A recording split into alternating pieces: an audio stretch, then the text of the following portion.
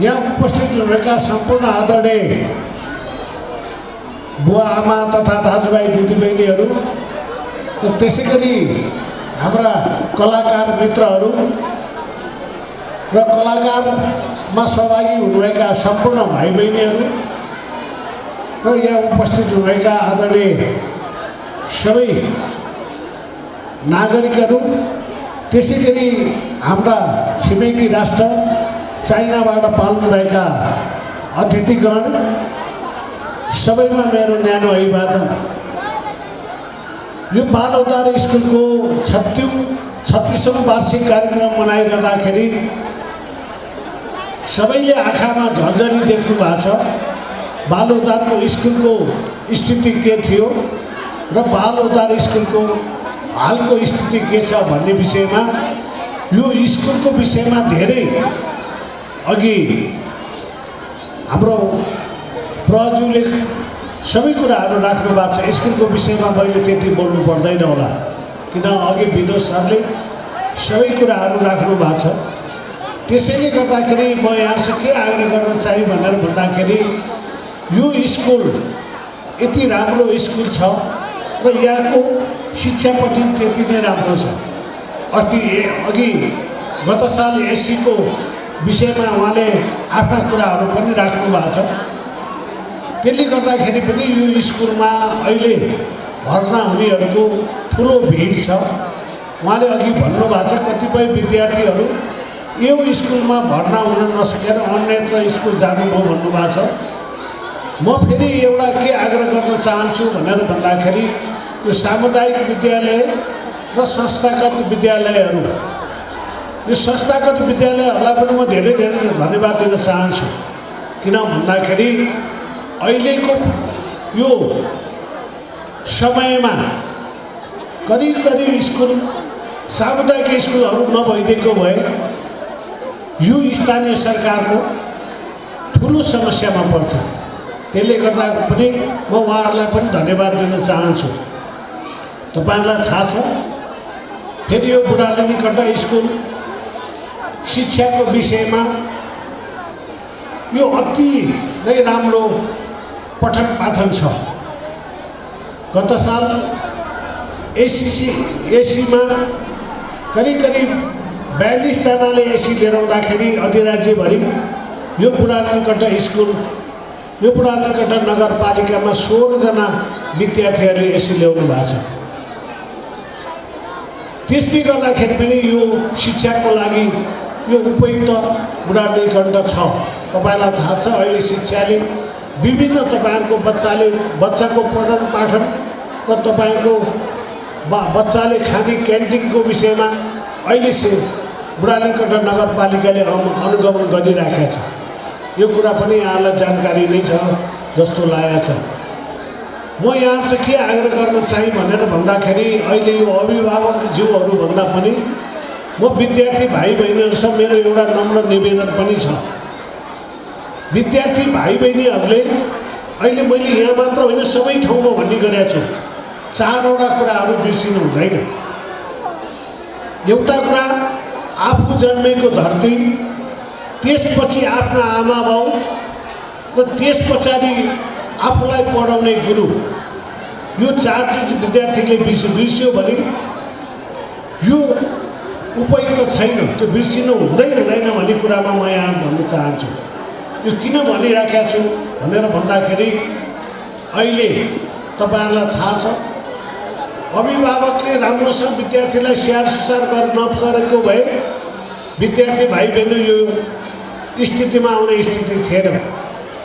आफ्ना बुवा आमाले राम्रोसँग पढाएर राम्रोसँग स्वास्थ्यका लागि हुर्काउनु भएको छ। त्यसले गर्दाखेरि म यहाँसँग आग्रह गर्न चाहे। अर्का कुरा म तपाईहरुलाई के भन्न चाहन्छु भने, गुरुले वास्तवमा राम्रोसँग शिक्षा नदिएको भए अहिले तपाईहरुको बच्चा यो स्थितिमा आउने थिएनन्। म यहाँसँग के आग्रह पनि गर्न चाहे भनेर भन्दाखेरि, अहिले हामी अभिभावकहरू सबैजना हाम्रा बच्चाहरू +2 गरेपछि सबै विदेश पठाउनका लागि हामी तयार छौँ। तर म यहाँसँग के आग्रह गर्न चाहे भनेर भन्दाखेरि, विदेश नपठाउनुहोस्, यो देशमै रोजगारी छ। अहिले विभिन्न रोजगारीका अवसरहरू यो बुढालिकण्ठ नगरपालिकामा छ।